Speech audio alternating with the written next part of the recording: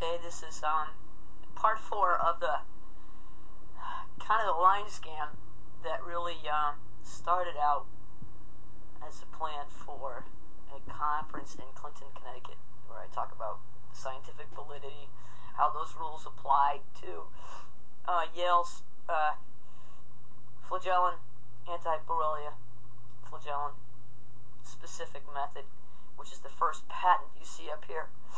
These are patent numbers. United States Patent Office, uspto.gov. The first patent, 5618533. Oh, and by the way, all this data was given to the U.S. Attorney and the local stupid FBI, who just, they want to focus on porn. So the first patent, 5618533, is the Yale flagellin method. It's 95% accurate. It's the earliest possible test for Lyme. It's 100% or nearly 100% specific. So that's how to test for Lyme. The second patent, 5747294, is Yale's outer surface protein A patent, or the LymeRix patent. Note that the LymeRix patent is a higher number than the flagellin patent, and that is because it was applied for after. This patent was applied for in December of '93, and this patent was applied for in October of '94.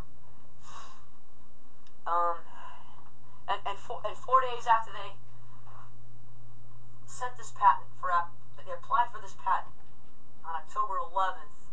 They applied for this patent on the 7th, but on October 11th, 1994, Yale published an article in which they described how LymeRix won't work.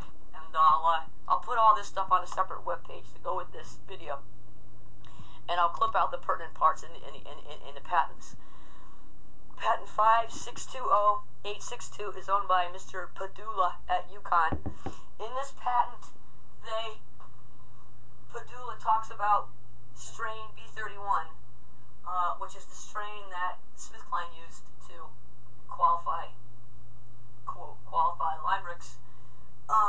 That's the strain they used to Western blot people who received the vaccine and who were getting the placebo in the LymeRix vaccine trial. I called SmithKline and I asked them what strain were they using, and they said B31.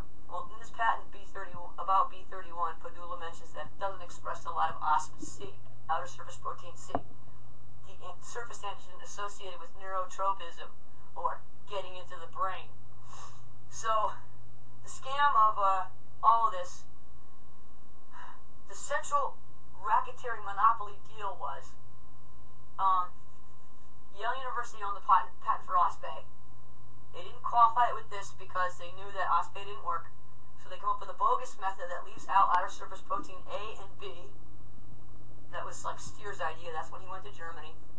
The primary immunodominant antigens, the thing that is what's Lyme disease about these Borrelia, OSP-A, they leave that out of the standard, so if you have an antibody to that, you can't have Lyme, according to these idiots. And Padula says B31 doesn't express a lot of OSP-C. So A, B, and C were left out of the standard. So that means if you had any of those antibodies, and that was your marker that you were infected with Lyme, even though you got the vaccine, they wouldn't be able to tell. You couldn't report that. You still can't report that from any laboratory using B31. A, B, and C left out. Primary immunodominant antigens left out of B31 and the standard.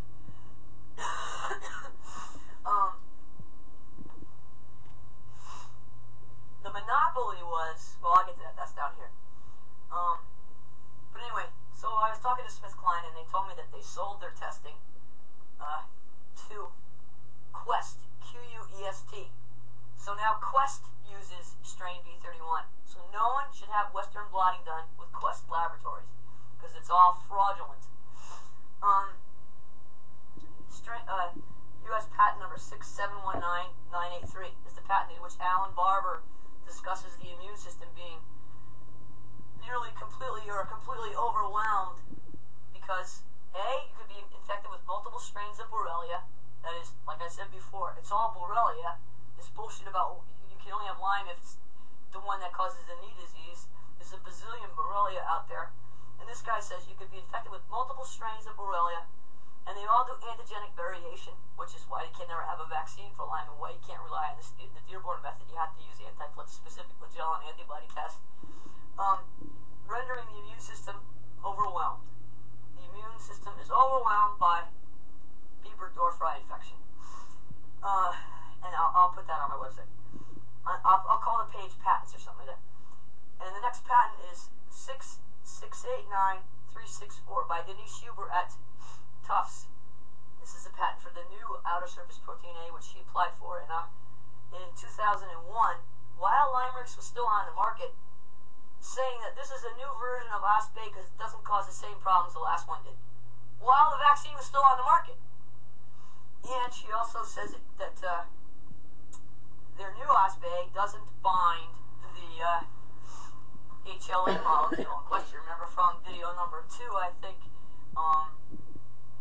a super antigen is when the antigen actually binds to the HLA molecule and becomes like a toxin. Toxic shock syndrome is this. Instead of me presenting Mr. Panda as an antigen against which your body will make antibodies, Mr. Panda has bitten me and caused this complex to be toxic. And so that's something you want to look at. That's even in the first abstract. In the abstract of the patent, they call it. She says it binds the HLA molecule. And this is the sexual racketeering patent right here, owned by Dave Persing, formerly of the Mayo Clinic, which is a bogus nonprofit, as is Robert Woods Johnson. So stay away from Mayo Clinic or Robert Woods Johnson, even though they're supposedly philanthropic places, clinics. In this patent, this is very, very important. The patent was applied for in 1996, and 1996, and it contains it's a patent for a spirochete that doesn't have the OspA or B plasmid, which is really kind of stupid because these Borrelia have a single linear chromosome and a whole bunch of as many as 21 or more short plasmids, which are bacteriophage vectored segments of DNA. That's how the Borrelia acquired OspA. OspA is from a fungus. These viruses of bacteria transferred that DNA material, and so they got this strain of Borrelia. They got it from Johnny Anderson, actually, and so Anderson's name ought to be on the patent. Doesn't have the OspA plasmid in it, and in this patent he discusses the problem with the testing for Lyme in vaccinated people. If you use a strain of Borrelia burgdorferi that has the OspA or B plasmid in it, it causes this. And now, since I've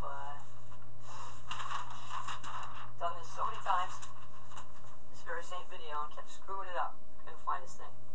These are the Western blots of people who were vaccinated before and after. This dark strip that shows there's a great big smudge across the whole Western blot strip, so you really can't read the other vans, obliterating the ability to read Western blots in people who got the vaccine. So how could they have known whether or not OspA or the Immuline vaccines prevented Lyme if they can't read their Western blots? This is from a report from Persing in 2000, after the FDA approved Lymerix. So all along, they knew they couldn't read their Western blots. Schoen talks about it in this book, the famous American College of Idiots book, in the chapter in the other video I showed. So three times they discussed the fact that they couldn't read their Western blots, going way back to 96, the people who had received the vaccine, but they both reported to the FDA they had vaccines, which was clearly fraud. And so the patent, this patent person goes on to describe how this could be used in mass screenings of people who have, where the vaccination status of the population is unknown. So, and Persing only licensed this test to L2 Diagnostics, which is Yale's former Lyme and Lupus Clinic, and Immugen Laboratories in Norwood, Massachusetts. So that was a little monopoly. They intended to get all of the national blood into Yale University, where they could look for new vector-borne diseases to patent and make money off of, then to do all the testing for Lyme. So the entire scam was about OSPAG. Steer deliberately left it out of the standard. It should have been considered a specific antibody. You only need one specific antibody, because if one antibody is 95% specific, it's 95% accurate. Going 5 times 95 does not increase the accuracy so much that a person, it would leave out a whole lot of people because of the antigenic variation thing. So that too was a fraud, a business about you need 5 bands and ignoring the aspect of specificity equaling accuracy in a test like this. And so that was the scam. This was given to Kevin O'Connor, the U.S. bonehead attorney in Connecticut, who, like the rest of Connecticut, is completely incompetent. And today is April 30th, so if you look in today's Harper Current, you can see the big to-do over the corruption in the state, how many lives that ruined. There's several articles about, the women in the prisons have had it with their men, and they've been traumatized, and then they've been thrown in jail, and they're self-medicating, and then they end up with other women as partners, because there's no other help, no other humans who are compassionate enough to care in this state. And the second article is about the corruption in the courts. The Chief Justice, William Sullivan, tried to fool the Connecticut legislators by not telling them that the new nominee, Peter Zarella, had voted to keep the Connecticut secret courts secret. So the Chief Justice committed a fraud on all the courts. So this business of the corruption and this corrupted good, and Kevin O'Connor's wife working in Roland's legal office during all of the abuse and crime, and today's news is like, so now and we're not exaggerating about this incompetence and corruption and penis matters, and all the DCF does is P&F themselves, and we can't get any help here. So I'm putting this stuff up for other people to review and look at it and find out for themselves that what I'm saying is true. They know how to diagnose Lyme. Lyme-Rich was a huge scam. This is the monopoly. They knew it in '96, and they just fooled everybody. And then they threw me in jail and called me a Unabomber terrorist. Dangerously intelligent. Which, like I said, that's just too funny for words. So I'll put this on the website. You can check it out.